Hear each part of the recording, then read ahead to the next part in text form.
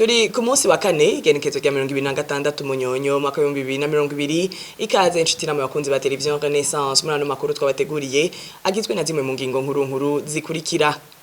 Ugukenera umwanya ukwiye wo gukurikirana neza dossier yiwe mu butungane kuko yifuza kunguruza. Pierre Buyoya yahoze ari umukuru w'igihugu cy'u Burundi arasigura icatumye atanga imihoho mu mabanga y'ubuserukirishije mu gihugu bwa Afrika mu gihugu ca Mali no mu karere ka Sahel. Abagirizwa gukorera amabi abakenyezi ntibahanwa kubera ubutungane butigenga mu Burundi. Ivyo nibishikirizwa na Maître Immaculée Hunja arongoye umuhari MFFPS muramukurikira muri ano makuru.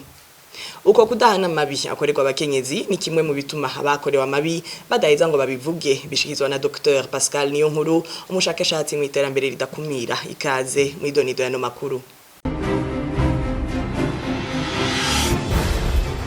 Ndasubiye kwa ikaze muri ano makuru. Urubanza rwo gufungwa burundu rwaciriwe Petero Buyoya niko rwatumye atanga imihoho mu mabanga y'ubuserukirishije mu gihugu bwa Afrika muri Mali no mu karere ka Sahel.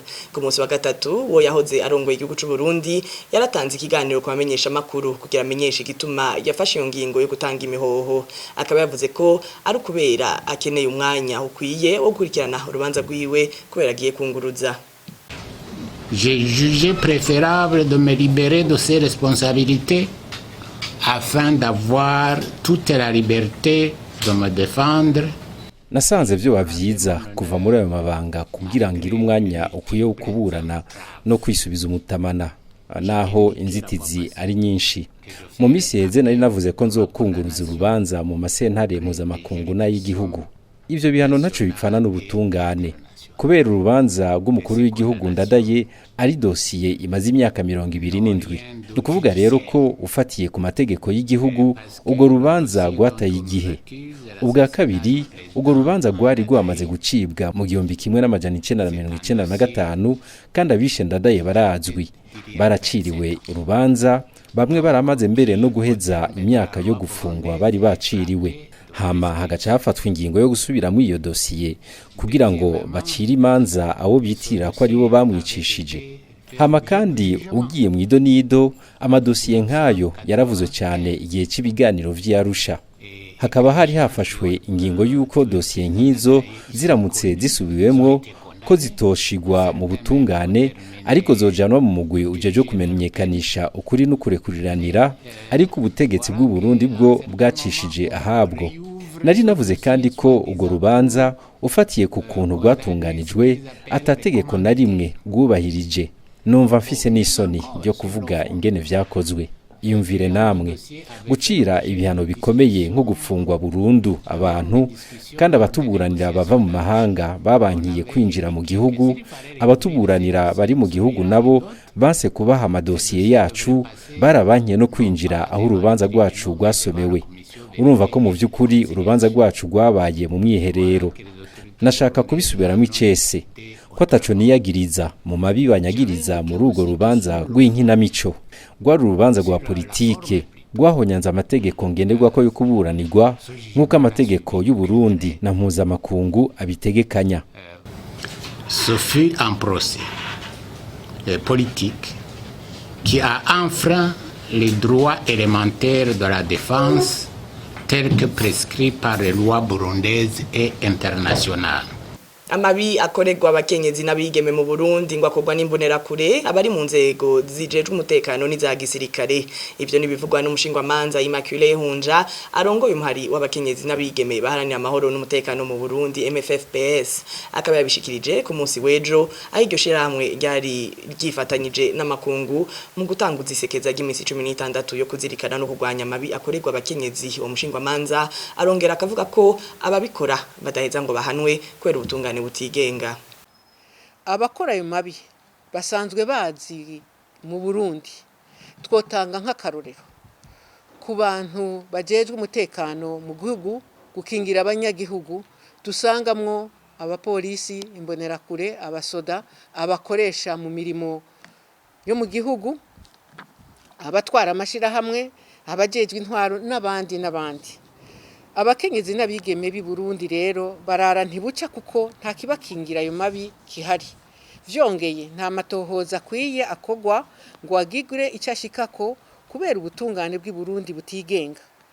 ivyo rero bituma tudashobora kumenya neza ibitigira ivyo abakorerwa ayo mabi atandukanye muri iki gihe mu Burundi kubera ukudahanwa vyagizwe umugenzo bigatuma abantu bose eka mbere abantu bose bahora eka mbere bikabuza n'inzego z'igihugu zishinzwe gukingira abanyagihugu gukora ivyo bazijejwe kubera ubwoba n'igitsure bategwa n'ubutegetsi. Nuko rero n'amategeko mpuzamakungu igihugu cyateye kw'igikumu eka n'amategeko y'igihugu adashobora gushirwa mu ngiro. Umuhari w'abakenyezi n'abigeme baharanira amahoro n'umutekano mu Burundi urashimiye amashirahamwe yo mu gihugu adaharanira inyungu za politike na cyane cyane ay'abakenyezi badahengeshanya kugwana ayo mabi no gufata mu mugongo abahohoteye. Umuhari w'abakenyezi n'abigeme baharanira amahoro n'umutekano mu Burundi wiyemeje kubandanya utohoza ayo mabi ukayashira habona ugahimiriza abakenyezi abigeme abagabo imiryango yabo eka n'inzego zijejwe gukinga ayo mabi mu gihugu. Kugwanya ayo mabi ni igikorwa ca twese abarundi ndetse n'amakungu. Maître Immaculée Hunja arongoye umuhari MFFPS. Amabi akorerwa abakenyezi adahanwa hamwe n'ubwoba bwo gushengeza babakoreye ayo mabi ni bimwe mu bituma abakorewe amabi batabishira hejuru bisigurwa na Dr Pascal Niyonkuru umushakashatsi mu bijanye n'iterambere ridakumira muri kaminuza ya Coventry mu gihugu c'Ubwongereza yabimenyesheje mu minsi 16 y'ibikorwa byariwe guhimiriza no kurwanya amabi akorerwa abakenyezi ku isi. Imvo ni nyinshi kandi zatandukanye bivana n'igihugu kiba turiko turabirabiramwo ariko kenshi usanga ari ubwo kuba uwo muntu umukenyezi yagize ubwoba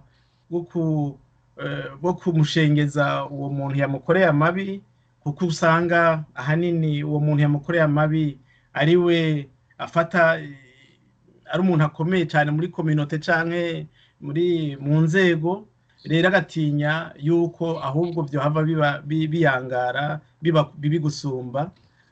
Hariho rero nico no kwita mu gifaransa iyo la honte la stigmatisation hariho aho naho igihe bishika ugasanga n'abantu baba bashengezwe ntaco babagira ugasanga rero wa mupfasoni yabona abandi ntaco babagira avuga ati ni hahandi naho ndi nja kumenyekanisha byambaye ko ntaco bimara.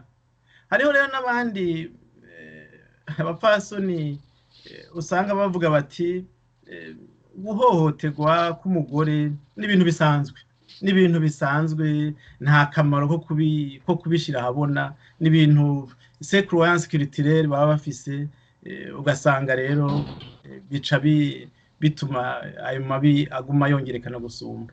Dr Pascal Niyonkuru umushakashatsi mu bijanye n'iterambere ridakumira mu rukurikirane rw'intahe zo mu kiganiro yo nabonye ca televiziyo Renaissance uyo munsi mukurikirana igice c'intahe yo witwa Gervais Nibigira akomoka ku musozi wa Kadende mu ntara ya Muyinga. Gervais Nibigira yabaye imfuvyi mu mwaka w'igihumbi kimwe majana 1993 abavyeyi biwe bose bishwe hamwe n'abagize umuryango ukomoka kuri sokuru wiwa vyarase hari mu gihe c'ubwicanyi bwabaye inyuma y'urupfu rw'umukuru w'igihugu Melchior Ndadaye. Hariho umunyeshuri twava hamwe yagiye Muyinga yagiye kwivuza hanyuma aragaruka acaza mu masaha 7 turiko turafungura turi muri refectoire turarya hanyuma n'umunsi nzofa nibagiye uwo munsi wawe munsi muri wanje hanyuma ca araza agishika tujire vebite ni sawa timera none ngana hari kurajya njya ngaho ubaze yuko ngaho ati usikera umwe muryango bose barabishe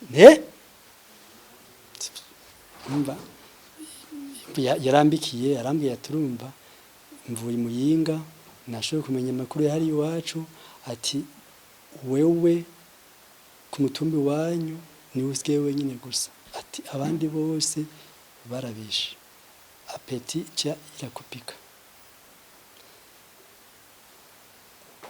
Uwo mwanya ndabona none ndabura yonja niyomva ndumva nyine ko ingufu zicitse atakundi rero hajya rero acaza umuntu hambwe yaturume ndabwiye rero mwene wacu ati wonyuga gatabi vyotuma ugarura intuzeye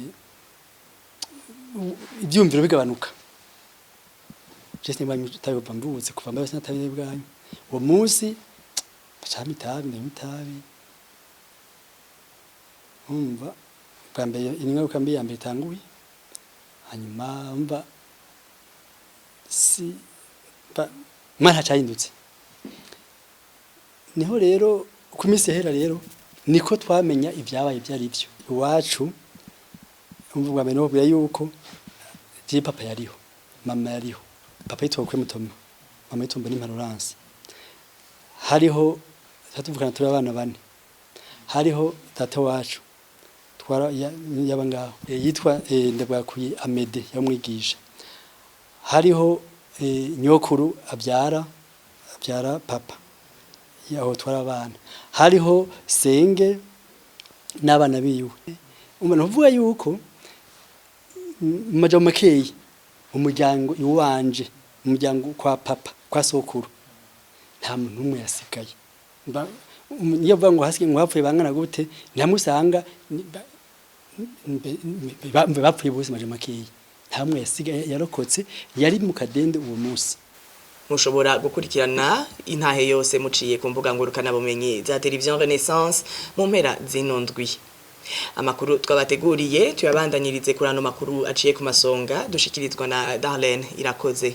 Dutangurire zino nkuru ziciye ku masonga kuri inkuru y'umubabaro. Hari umuntu yitwa Thierry Kubwimana yagandaguwe mu ijoro ryo kuwa 24 Munyonyo aho bamusanze ku rugo rwiwe mu Gasekebuye mu bumanuko bw'isagara ca Bujumbura. Ku makuru dukura ku muvugizi w'ubushikiranganje bujejwe umutekano Petero Nkurikiye amenyesha ko abagabo babiri batashoboye kumenyekana binjiye mu cumba umuhisi yararamwo muri iryo joro nyene isaha 7 n'igice baca bamurasa amasasa 3 mu gikiriza bakoresheje inkoho yo mu bwoko bwa pistole. Thierry Kubwimana yari yakwije imyaka 29 ku munsi w'Imana uheze, akaba yari yaramaze amezi 3 ashinze urugo rwiwe, akaba asize umupfakazi n'uruhinja rw'ukwezi kumwe gusa. Mu bijanye na politike naho umukuru w'igihugu c'u Burundi yiteguriye urugendo rwiwe ruzomushikana mu gihugu ca Gabon. Hari inama igira 18 y'abakuru b'ibihugu n'amareta y'ibihugu byo muri Afrika yo hagati bisangiye umuryango w'ivyerekeye ubutunzi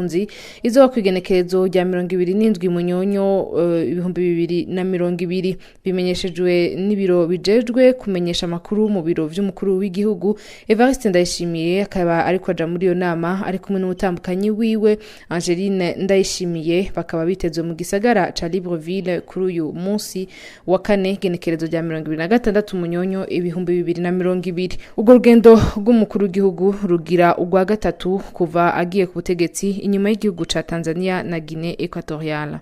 Mu bijanye no kumenyesha makuru, iminsi 103 irarumanye bagenzi bacu bane b'ikinyamakuru Iwacu bafungiwe mu ntara ya Bubanza ku munsi wa 5 igenekerezo rya 5 ruheshi.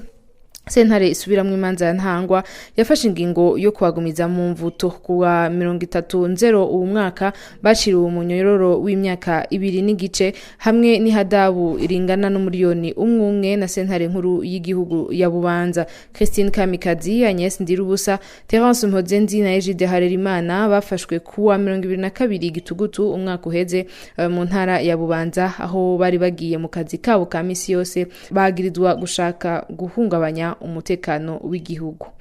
Mu bijanye n'inkino kuri uyu wa 5 isaha 10 mu masaha yo muri Tanzania umugwi nserukiragihugu intamba mu rugamba z'abatarenza imyaka 20 zizocakirana n'umugwi nserukiragihugu wa Sudani y'Amaja Epfo.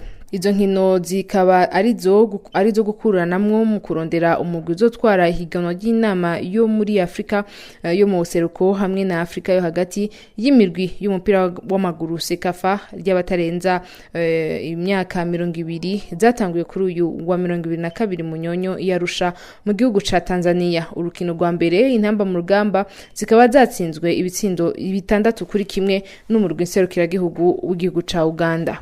Mu gusozera abakunzi n'abakinyi b'urukino rw'umupira w'amaguru bari mu kigandaro umukinyi rurangiranwa Diego Armando Maradona yaraye yitavye Imana kuri uyu wa 25 Munyonyo umwaka wa 2020. Uyo mukinyi karuhariwe mu mupira w'amaguru yamuka mu gihugu ca Argentine yari yavutse ku wa 30 Gitugutu mu mwaka wa 1960 aho bita Lanús mu ntara ya Buenos Aires. Mu mateka yaranze ubuzima bwiwe vyanatumye amenyekana akanakundwa muri Argentine, harimwo ko yatahukanye intsinzi mu rukino rw'isi rwo mu mwaka wa 1986 rwabereye muri Mexique aho yari kwakinira ekipe y'igihugu ca Argentine. Gushika uyu munsi yari umumenyereza w'umugwi Gimnasia La Plata kuva mu 2019 gushika mu 2020. Yitavye Imana afise imyaka 60 akaba ahitanywe n'ingwara y'umutima aho yararuhukiye inyuma y'ukubagwa ikivyimba mu mutwe. Darlene Irakoze arakenuye. Aha ni naho amakuru twabateguriye agarukiye, tukaba tubashimiye mwebwe mwese mwayikurikiye n'abagenzanje bamfashije kuyatororokanya naho ubutaha.